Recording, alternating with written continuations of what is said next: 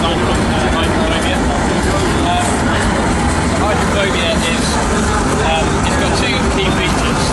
First of all, it's AAA quality action-adventure full-scale game that you'd normally expect to see on a disc at retail, but because our engine uses procedural technology, we can get the file size down and actually deliver on XBLA, even though it's a full-scope game. The second thing is that it's the world's first true fluid dynamics engine in the world. So this water flows around the environment and flow from one area to another, objects get carried with the flow. It's completely emergent, it never repeats. So you get a lot of dynamic gameplay, a lot of emergent gameplay. Head back up the stairs now. So what's the story like? How come the character can hold their breath for so long? You're going to die in a second. Oh, I see. So she will drown. The story behind the game as a whole is it's set in the mid-21st century, and we wanted to do something quite original without any space marines or Nazi zombies or any of that stuff. So the United Nations is currently projecting that there's going to be over 9 billion people on the planet by the middle of the century, and not enough resources to sustain that. And so we're set against that backdrop, and it's on board the Queen of the World, which is this huge city at sea, the largest ship ever built. And in that scenario, there's two political factions that actually exist today. You can look them up on Wikipedia. Malthusianism and cornucopianism. Basically, Malthusians follow what Thomas Malthus wrote in 1798. He said that population will always go beyond the resource level, so you have to control the population growth. Cornucopians believe that mankind has always increased the resource level. Through technology and science, we just need to find the next step. So on board the Queen of the World, that's where the elite live, the rich and wealthy, and the cornucopian companies that want to find that next breakthrough.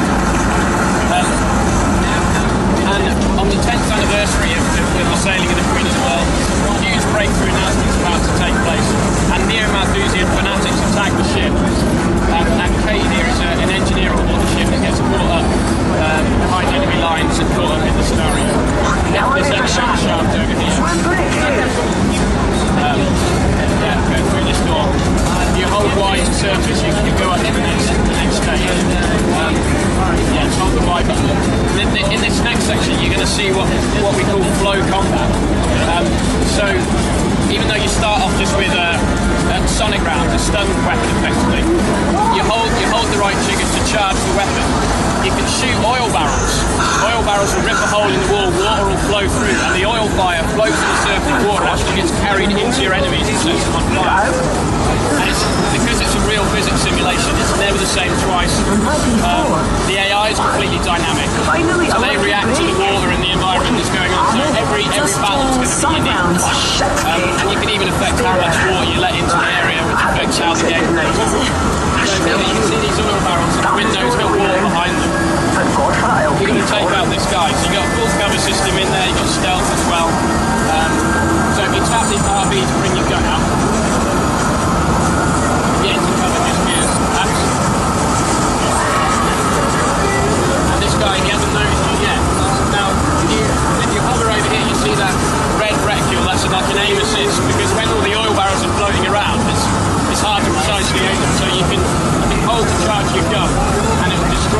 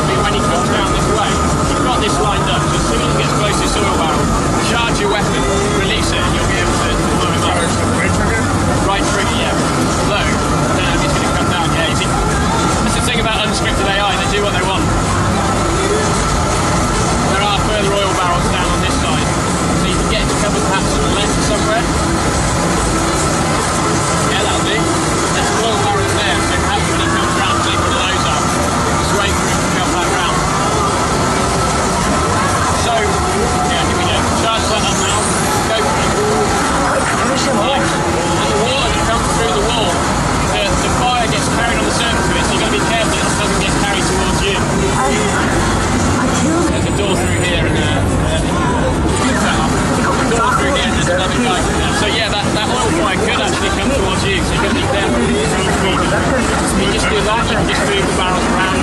You've got gas canisters here that you can use. The idea is to use the environmental kills. Every time you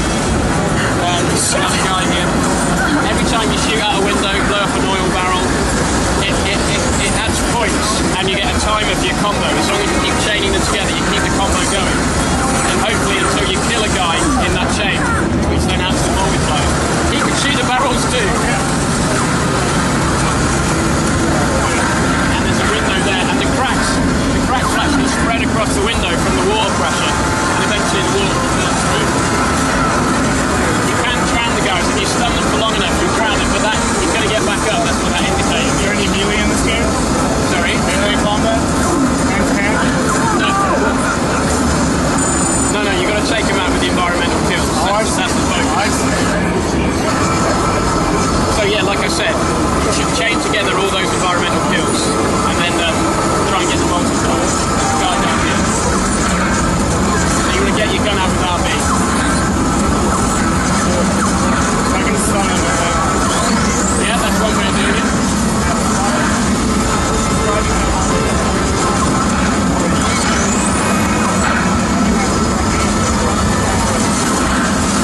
Finish him off. Yeah, so now you can bought yourself some time to find a way to finish him off.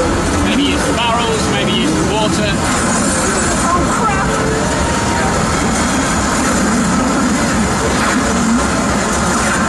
He's back up though, he's woken up. He's down.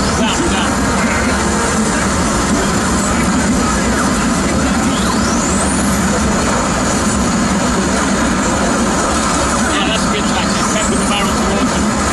Nice. Careful, back up. Oh, so bad.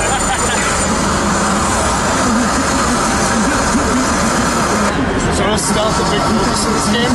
It's up to you.